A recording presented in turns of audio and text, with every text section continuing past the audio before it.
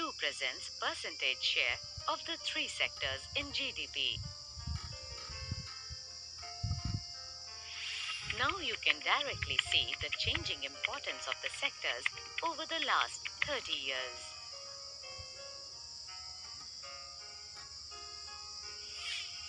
Why didn't a similar shift out of primary sector happen in case of employment?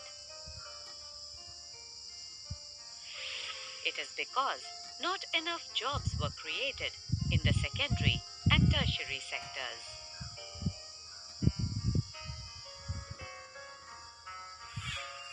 Even though industrial output or the production of goods went up by 8 times during the period,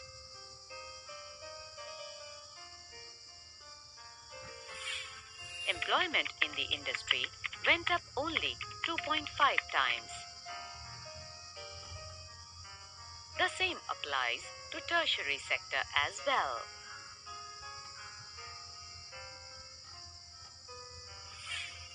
While production in the service sector rose by 11 times,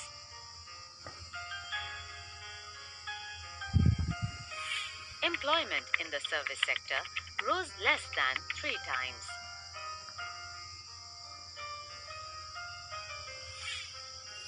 As a result, more than half of the workers in the country were working in the primary sector, mainly in agriculture, producing only a quarter of the GDP.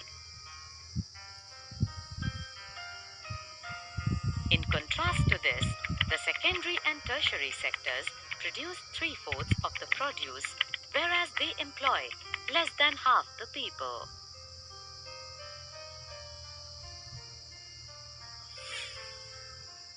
Does this mean that the workers in agriculture are not producing as much as they could? What it means is that there are more people in agriculture than is necessary.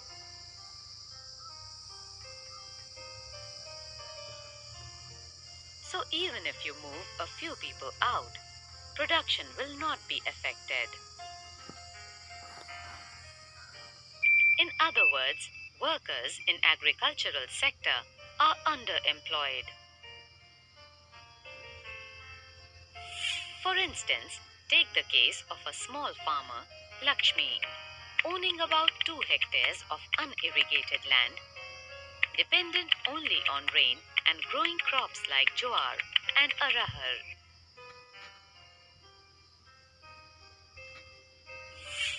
All 5 members of her family work in the plot throughout the year.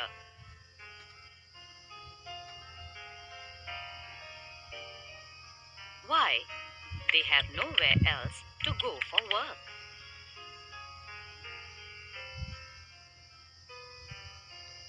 You will see that everyone is working. None remains idle. But in reality, their labor effort gets divided. Each one is doing some work, but no one is fully employed.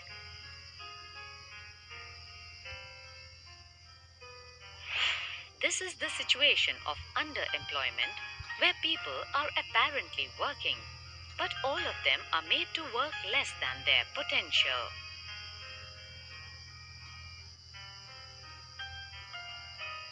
This kind of underemployment is hidden, in contrast to someone who does not have a job and is clearly visible as unemployed.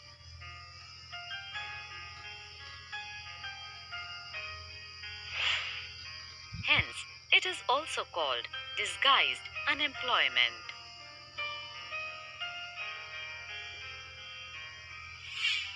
Now, supposing a landlord, Sukhram, comes and hires 1 or 2 members of the family to work on his land.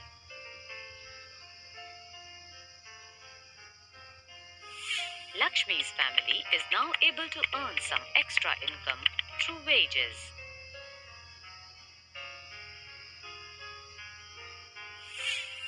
Since you do not need 5 people to look after that small plot, 2 people moving out does not affect production on their farm.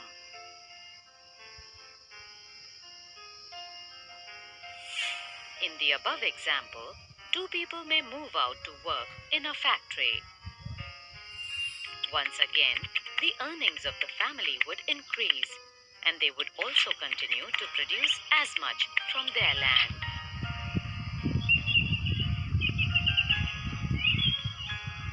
There are lakhs of farmers like Lakshmi in India.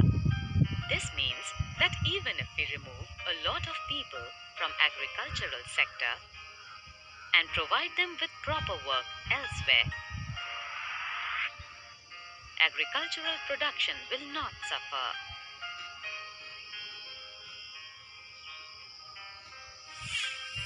The incomes of the people who take up other work would increase the total family income. This underemployment can also happen in other sectors.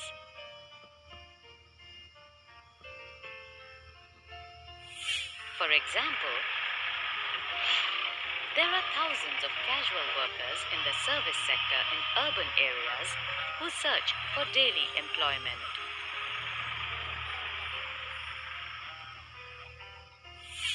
They are employed as painters, plumbers, repair persons, and others doing odd jobs.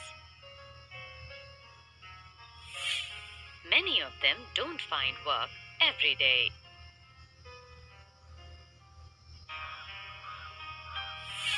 Similarly, we see other people of the service sector on the street pushing a cart or selling something where they may spend the whole day but earn very little.